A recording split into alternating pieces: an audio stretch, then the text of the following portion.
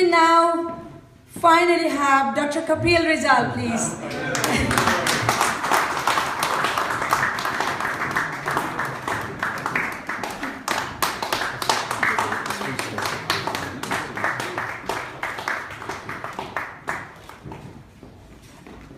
Thank you very much, a special guest and all the guests here. I understand from the Caterers Association that some of the sponsorship appreciation cake has not been prepared. They will be distributed later. Thank you. We are about to come an end to the program, but before that, I would like to call for his review of this Taste of Nepal, UK. We'd like to have a short review from Professor Suresh Subedi, please. Thank you.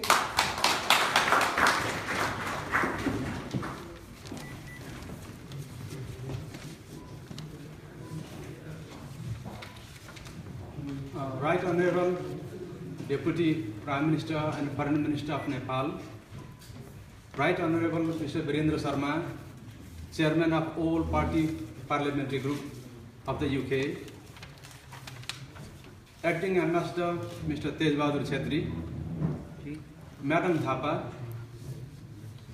Excellencies, and member of the delegation from Nepal, Mr. Bharat Regmi, President of the Nepalese Caterers Association, Mr. Vijay Thapa, and other office bearers, the representatives of various Nepalese associations in the UK, the editor of the publication which has been launched, Mr. Chiran Sharma, and his advisor, Mr. Bhagrath Yogi, ladies and gentlemen, it is a real honor and pleasure for me to say a few words about the publication which has just been launched by the Deputy Prime Minister and Foreign Minister of Nepal. I would like to thank and congratulate the Deputy Prime Minister and Foreign Minister of Nepal for being with us tonight for this event and for launching the publication. We recall no more than 4 months ago his visit to the UK to mark the bicentenary of Britain-Nepal relations. His visit strengthened Britain-Nepal relations, raised the profile of Nepal and Nepali people in the UK. It was a very successful visit by any standards. Therefore, we would like to congratulate you on your successful visit then and successful visit now.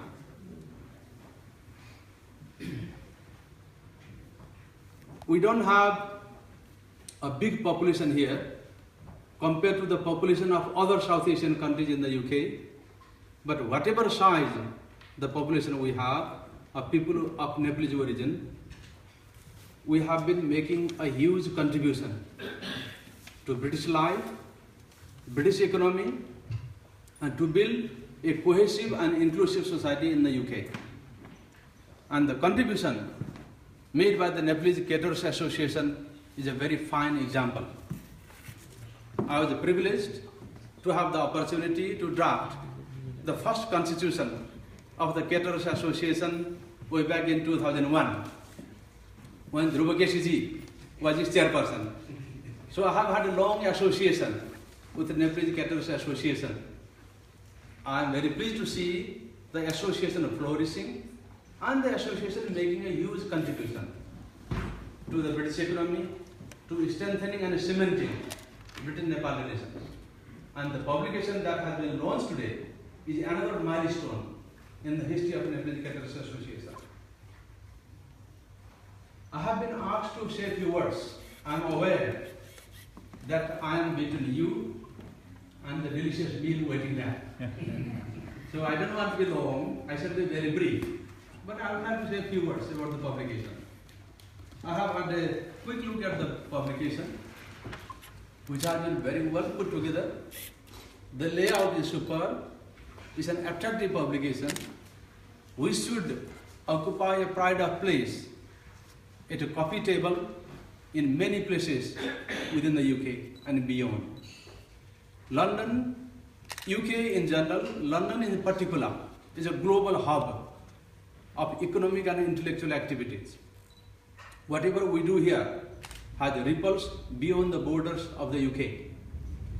Therefore, by promoting Nepalese caterers' activities in the UK, you will be promoting Nepalese businesses globally, at least within Europe. The relations between Britain and Nepal are multifaceted, as I have outlined in my own article in the publication.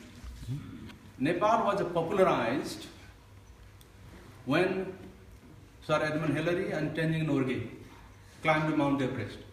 British, in my observation, are very adventurous people. My own students at the University of Leeds, when I asked them, where did you go for the summer holiday? Somebody said they went to try to climb Mount Kilimanjaro, or all sort of places around the globe. Very adventurous people. They were very adventurous, have been adventurous. That's why Nepal has been on their agenda for a long time. Popularized by Sir Edmund Hillary and Tenzing Norgay.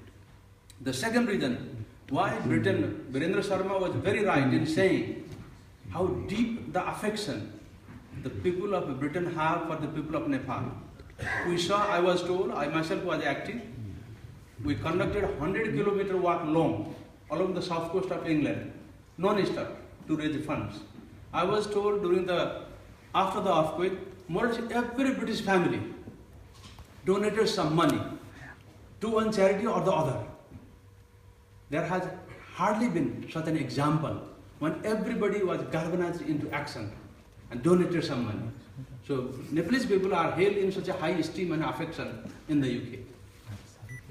The second reason is the Gorkhas. Nearly 200 years of history, outstanding service given to the country and crown by the Gorkhas of Nepal. They are highly respected internationally. They have a brand name of their own as a fearless, loyal, and skilled fighters and defenders of what they are supposed to defend. The third reason why the relationship between the two countries is so strong is actually the work of the Nepalese Caterers Association. I have said in my article, when I came to the UK for the first time, way back in 1986, I had to work very hard to find a Nepalese restaurant.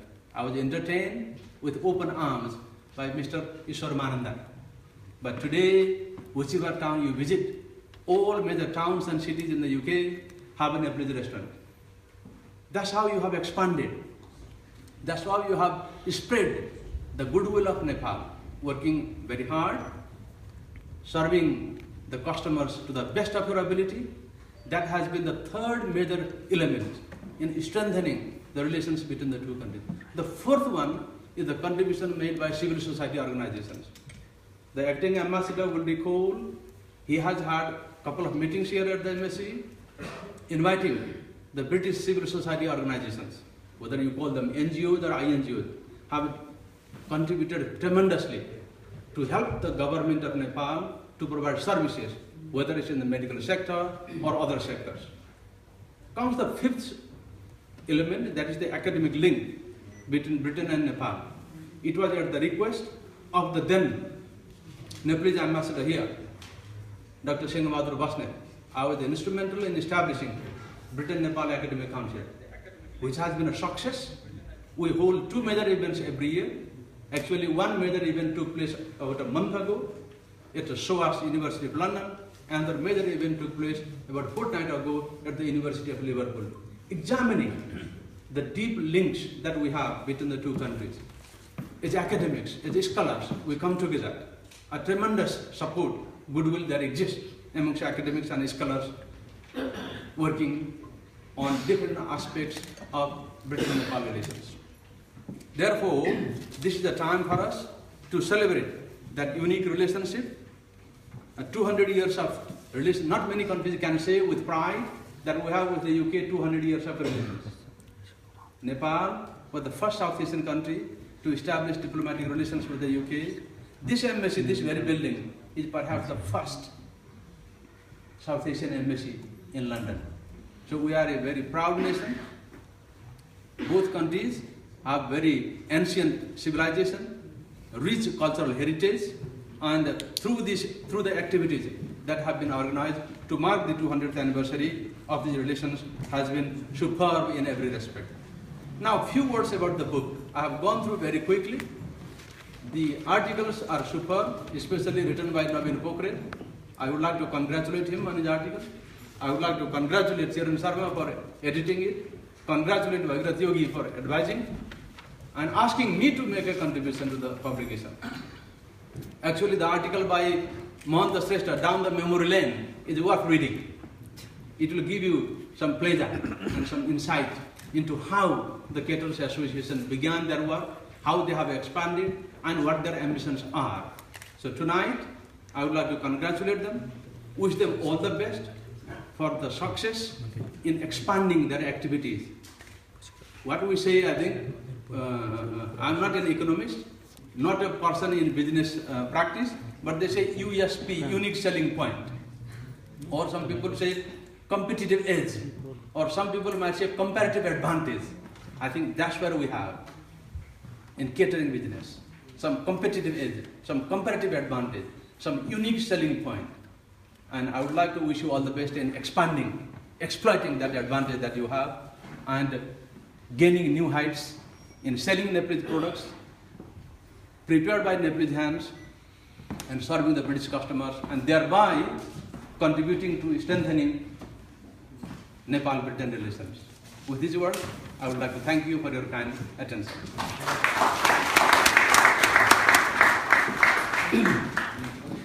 Thank you very much, Professor Suri Subedi.